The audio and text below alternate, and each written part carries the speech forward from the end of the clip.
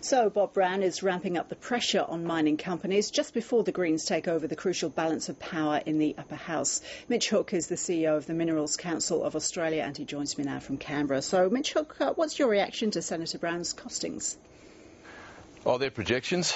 This is a pretty crude attempt to capitalise on the politics of xenophobia to essentially prosecute the Greens' real agenda, which is to introduce a tax on the industry that would tax it out of existence. Senator Brown has campaigned on closing down the coal industry and banning uranium mining. He's not about developing this industry and sharing the wealth for the benefit of all Australians. He's actually about closing it down, and that's what the real agenda is here.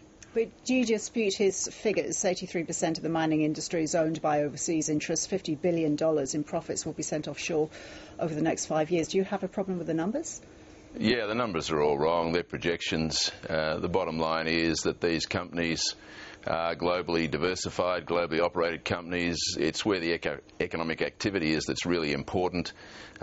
Companies are investing something in the order of 98% of the revenues that they're generating back here in Australia. That's either in the form of taxes and royalties paid to government, it's either in the form of reinvestment. Only a very small proportion of that goes to cash flows. He's cited Xstrata. Well, over the period that Xstrata has been in Australia since 2002, they've generated $54 billion in revenue and invested every single cent of it back into Australia. Rio Tinto has done $38 billion reinvestment off of $37 billion revenue. BHP Billiton is on the record as investing $80 billion back into Australia. The point being is that all Australians are benefiting and sharing in the wealth, and this notion that there is this massive expatriation of profits from sort of foreign multinational carpetbaggers is just the kind of politics that the Greens love. It's all emotion, it's not fact, and it's sending very, very serious and wrong signals to the Australian community, and as a serious portent for a party that's going to hold the balance of power in the Senate. Well, that's right. Come July the 1st, the Greens will have a lot of power on their side. Are you resigned now to the mining tax legislation getting through? We've worked hard on the details of the mining tax. We not only got a framework deal, we've worked through all the details to ensure that this extra tax, it'll be about another $11 billion on top of an industry that is already contributing billions. In the decade to 2009, we paid in excess of $80 billion in royalties and taxes, and because their profits and output taxes and royalties, that increases as we make more revenue, as we are profitable, we pay more. Over the period of the couple of years to 2008-09, the company tax and the royalties doubled. So the point being is that we've got another $11 billion coming on top of that. That puts us at the Mount Everest of international tax rates, and that's the really important part. This is a global industry.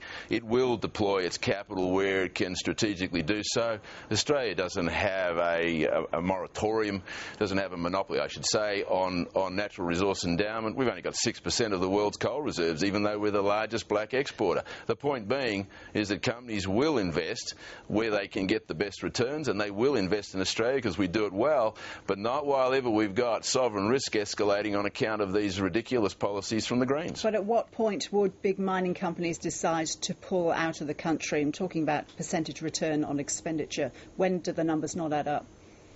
Well, the numbers don't add up when there are better alternatives in other countries. That's the bottom line. And the mining industry has evolved big time from the sort of local, nationalised, patriotic roots of its early stages to massive, globally diversified companies. And what we should be very proud of here in Australia is the likes of these big companies who run across countries all around the world choose to invest a lot of economic activity here in Australia.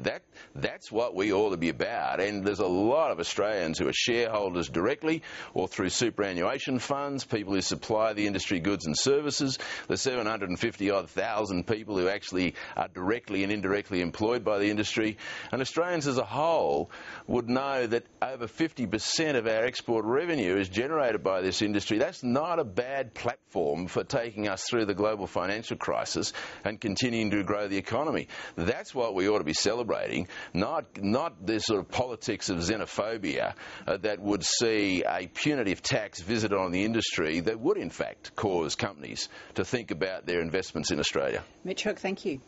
You're welcome.